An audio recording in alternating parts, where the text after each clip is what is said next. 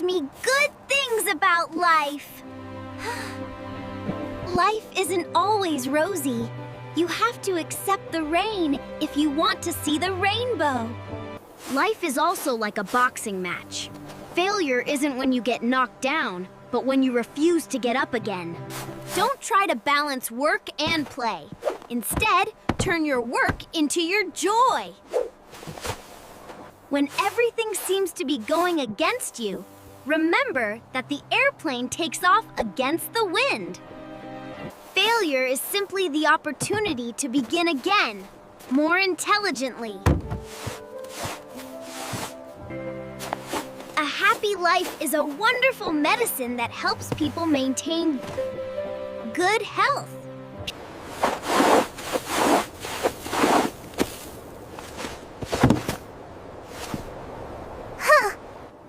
People who have a cheerful life are the ones who live a long life. So keep trying every day while you are still young and have many opportunities ahead of you. Remember that, friends.